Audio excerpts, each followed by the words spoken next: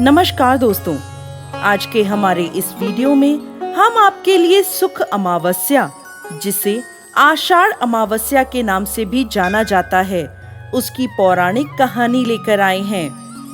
प्राचीन समय की बात है, किसी गांव में एक ब्राह्मण और ब्राह्मणी रहते थे।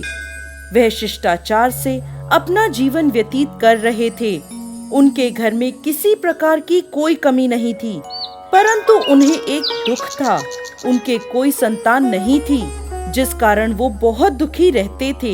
एक दिन ब्राह्मण ने वन में जाकर तपस्या करने का निश्चय किया और ब्राह्मणी से कहा, मैं तपस्या करने के लिए वन में जा रहा हूँ। तपस्या समाप्त होने पर मैं वापस आ जाऊंगा। ऐसा कहकर वो वन की ओर चला गया।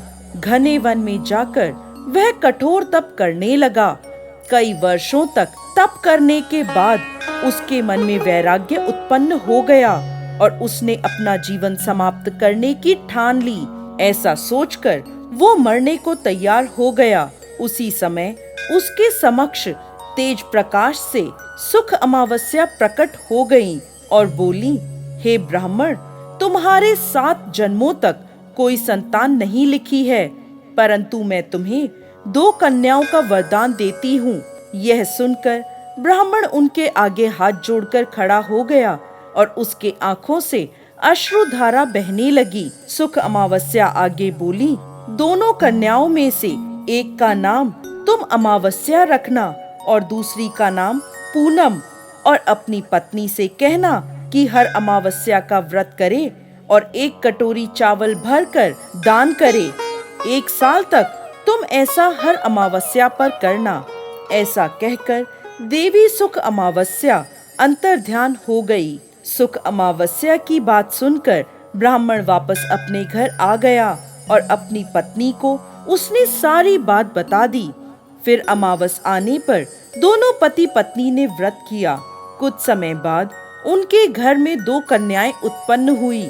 ब्राह्मण ने एक कन्या का नाम अमावस्या और दूसरी का नाम पूर्णिमा रखा। जब वह कन्याएं बड़ी हो गईं, तो उनका विवाह हुआ। बड़ी बहन अमावस्या धार्मिक विचारों वाली थी।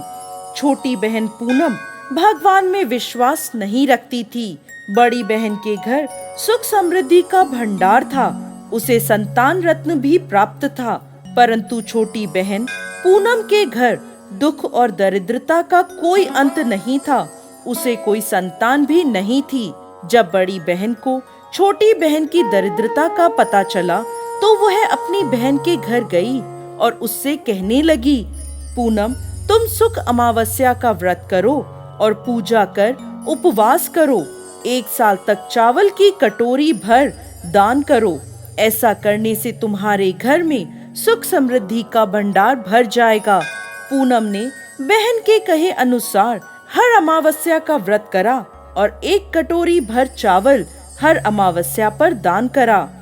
देखते ही देखते पूनम के घर भी धन धान्य और सुख समृद्धि के भंडार लग गए।